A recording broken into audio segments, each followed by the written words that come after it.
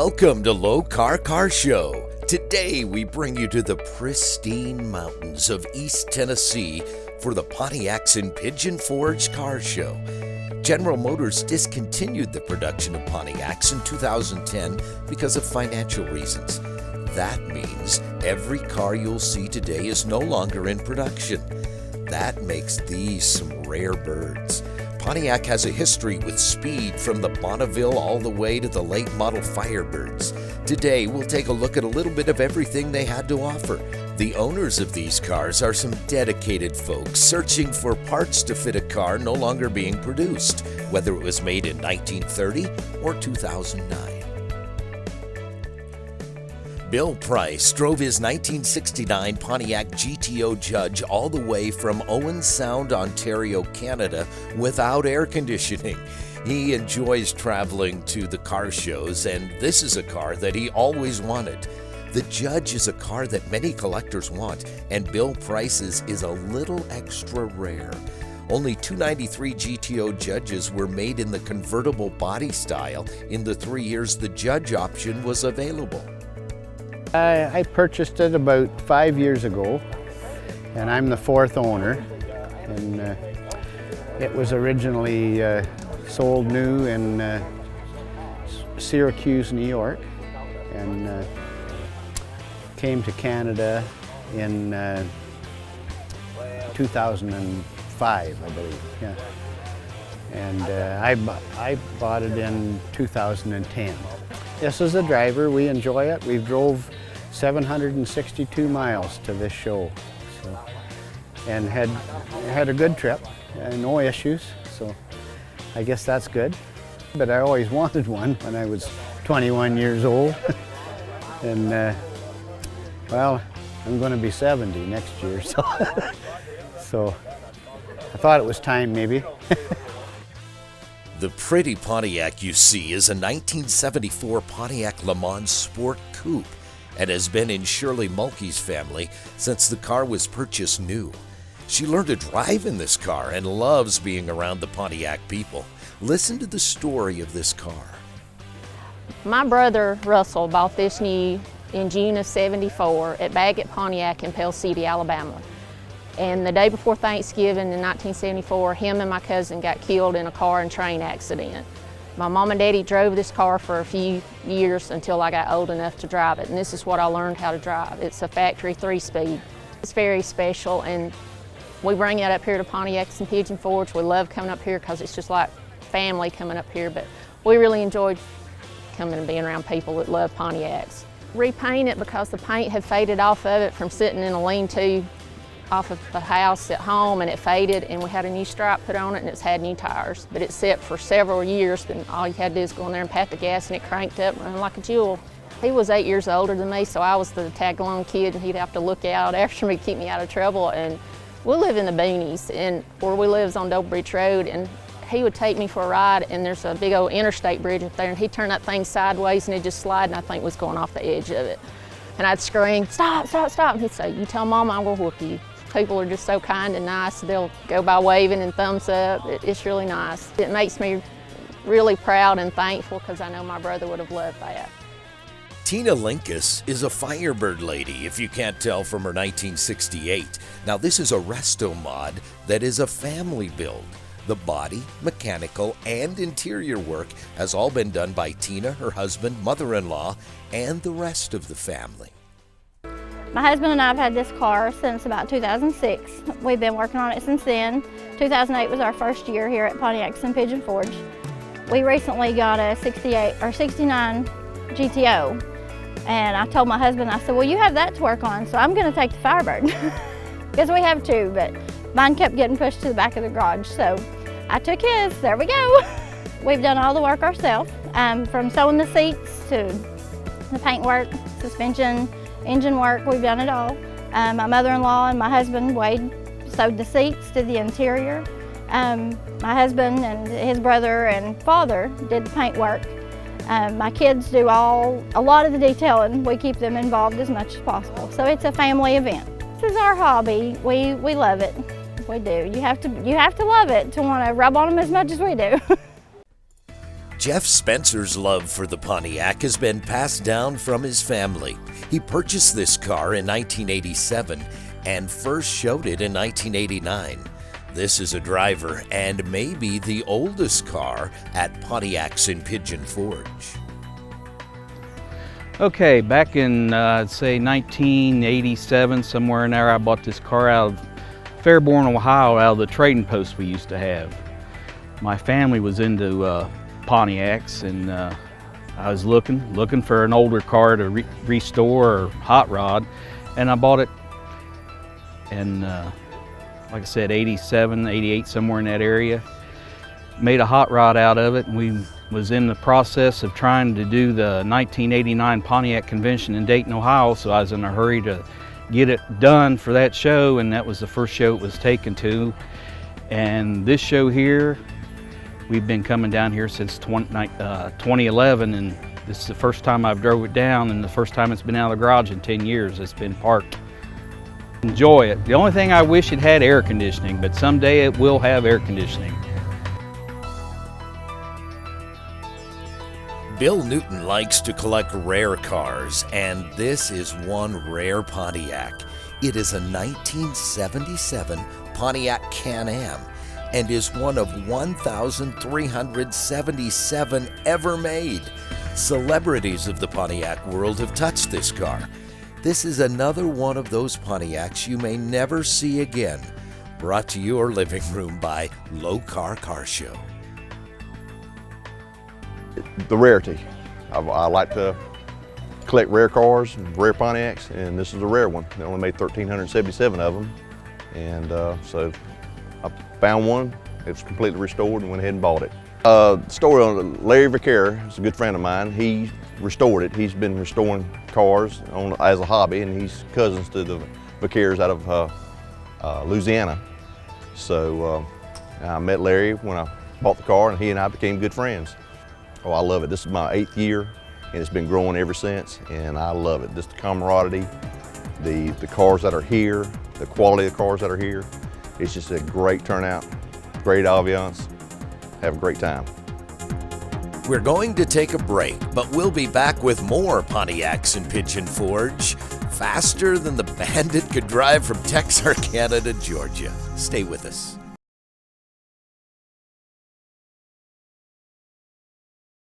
The Lokar Car Show, presented by Original Parts Group, is brought to you by ARP, proudly made in the USA, the world leader in fastener technology. Original Parts Group, world-class restoration parts. Lokar, quality, plain and simple. National Parts Depot, make your dream happen. And by Power Probe, an absolute must for your toolbox. Welcome back. Mike Blackburn, the Pontiacs in Pigeon Forge show promoter, is going to tell you a little about the show. There's really something special about this show, and Mike will fill you in. It's an average number. We normally range between 190 and 250.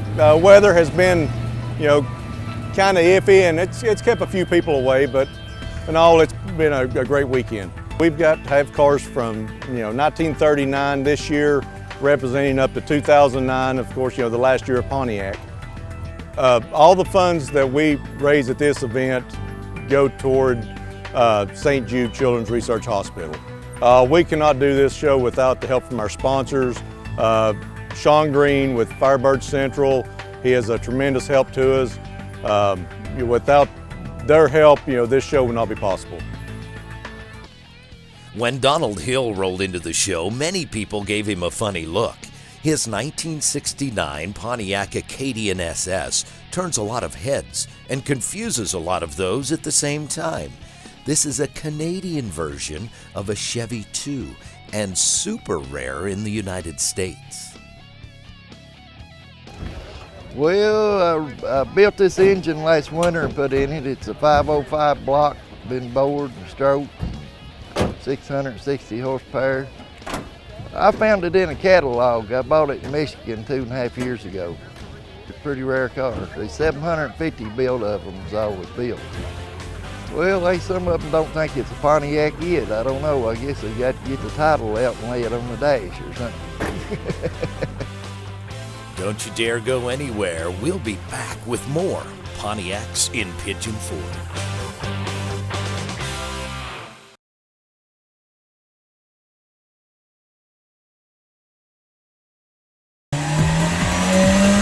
It's time for Lokar Lowdown with Kevin Ford. All right, I'm sitting in the Lokar 69 Camaro RS that Goolsby built for us a couple years ago. When we did that, we came up with a few custom products. Now, Lokar's made door pulls for street rods, and they've been small oval and crescent door pulls that go into your armrest right here. Those just don't really fit the modern style. So we came up with these nice door pulls. They're nice and big. You can get your hand behind them. We offer them, they're machined completely out of billet, one piece, and with a front insert. This insert comes two ways. It'll be wrappable, like this one is for leather, or whatever material you'd like to use. And then we have a billet one that'll be stylized just like the rest of the Lokar products and the Goolsby Edition stuff that you've come to expect from us. It comes substantial mounting hardware, so it's gonna stay on the door when you pull it shut. If you'd like to know more, give us a call, talk to our tech department, or go online and check out our website, and you can find all the information you need. The next car we're going to take a look at is a numbers-matching 1966 GTO. Jim Norton has been recognized as the original owner and has had the car for 50 years. Riding down the road one day, looked over and saw it sitting in the showroom in Osceola, Arkansas, and turned around, went back, went inside, and it was the middle of September of '66, and the 1967 Pontiacs were getting ready to come out to the showroom, and he wanted to sell this car because he had a '67 that was going to replace it on the showroom floor. So he traded in a '59 Catalina two-door and obviously some cash, and he financed it for, back then it was GMAC for 3 years. That was the max we could finance it, and it was like $69 a month. I was in the Air Force when I bought this car. I was 20 years old. Of course, I'm 70 today. It was 50 years ago. And me holding in the picture, me holding the baby, that was my first child, and she's now 48 years old. Rare car. Number one, I'm the original owner, and the color on it is, it was a special order paint. The color is actually a 1966 Cadillac Inverness green. And there was an $83.20 upcharge to get this paint. This 1966 GTO is a race car known as a Gasser. Gasser gained popularity in the late 1950s and remained so until the late 1960s. They have recently had a resurgence in popularity. This car is owned and driven by LeMans, but is a shop car. Chad Pierce is here to tell us about it and the motivation behind the build. Lee Barnes bought the car. The car was built originally around '68 in Chicago, Illinois. It's a Gasser. It is a real GTO. He kind of got into it. The Gasser is kind of becoming a big thing around the southeast here, and us being into Pontiacs, had to go with the GTO, so he found this car. Been kind of a slow project, but got it together this year, and Lee's been running it some. Car's doing real well, and we're very pleased with it. Kind of a family project, shop project, so to say. Had some people there close to home help us with the car, did a lot of suspension work and put the cage and stuff like that, some of the fab, but yeah, I guess you could say it's definitely a family project. Don't you dare go anywhere. We'll be back with more Pontiacs in Pigeon Forge.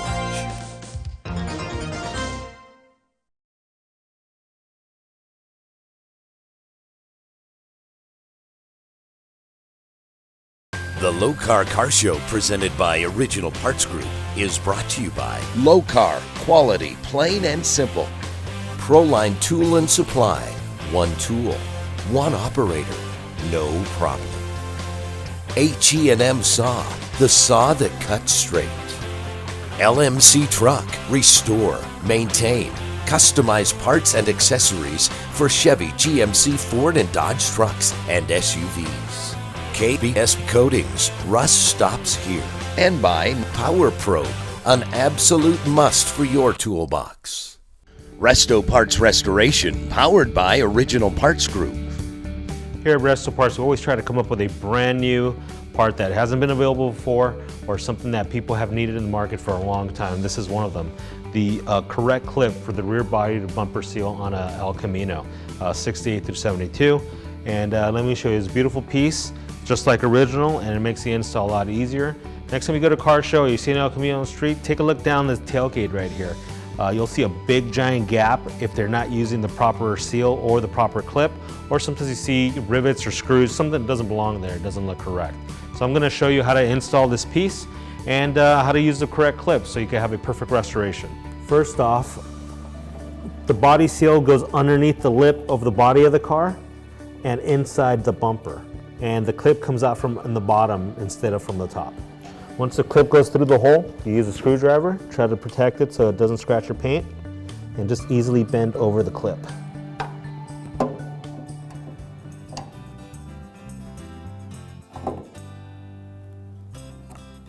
Do that carefully to all the clips.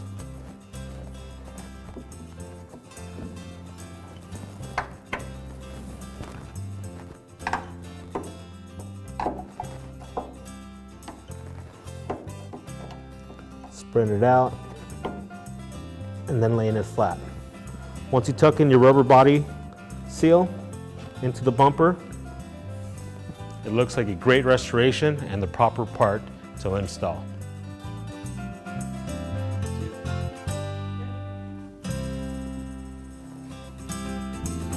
Jerry Wayne Freeman Sr. is the owner of this super rare late model Pontiac. This is a 2001 10th anniversary Firehawk. It was never supposed to be produced. He originally thought the car was a fake, but did some research and will share with you what he discovered. Yes, sir. It is one of 16 convertibles that was not supposed to be built at all. They were supposed to have built only 50 T-top model cars, no convertibles. But my guess is that the man got so great that they produced 139 cars, 16 being convertibles. 9 of those convertibles stayed in the United States. 7 of those convertibles went to Canada. This is number 5 of the 7 that stayed in Canada. It's number 19 of the 139 that was made. The Pontiac Chieftain was a flagship car for the manufacturer for many years. Chris McPherson chose this 1955 because it was the year that he was born. This car has a few options that are unique to the Chieftain, including the hood ornament. This car is a midline car, Star Chief being the top line, and my car is heavily optioned from whoever ordered it. So, it has the rear window defroster, has underhood real light, has a light up Indian head on the hood. It has a motor lift antenna, they call it, which is power antenna, and of course radio, and under seat heater, which most of them did. And but they didn't put power steering on it, so that makes it a little tough to drive. So my car still is stock engine and transmission, so that's why it leaves spots when I park it. So, but wife and I are enjoying it. Like I said, we've had it about 12 years, and it's still a rolling restoration. We didn't see many of these cars at the show and wanted to highlight this excellent example of a flagship car. The Grand Prix was one of Pontiac's longest produced cars. Friends John Ringel and Tony Bradford are co-owners of this 1965 Grand Prix that still has the original radio in it. Well, it's a 1965 Pontiac Grand Prix. It has the original 389 4-barrel engine with a turbo 400 automatic. You can see it's got the Pontiac 8-lug wheels and its bucket seat, console, power steering, power brakes. And this car has the original Pontiac AM/FM radio with the power antenna. as well as tinted glass and air conditioning. So it was a nicely equipped car by 1965 standards. We pretty much bought the car as a project car. We did a complete restoration on it. Took a little over 5.5 years to do. Me and my papa did it, and went all the way through the car, turned every nut and bolt on it. Yeah, I was 14 years old, and my papa got me into the Trans Ams and Pontiacs. And then got, after seeing Smokey and the Bandit, you know, really got into the 77, 78 model years. And, you know, he owned a body shop for over 50 years, and we decided to try to find one and restore one together. Yeah, it was probably the best memories growing up I've ever had. Being the fact that, you know, he passed away just a little over a month ago, this car means more to me than, you know, anything I can think of. But those memories I'll cherish forever.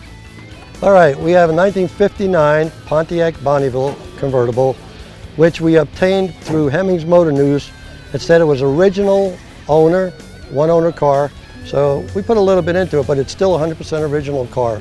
And it was well taken care of in the last 57 years. It was well taken care of. Make sure to join us next week for a little cross-country action as we join the great race from Cheyenne, Wyoming to Rapid City, South Dakota. We will be bringing you cars and owners from both locations and following some of the racing action through the Black Hills of South Dakota. See you then.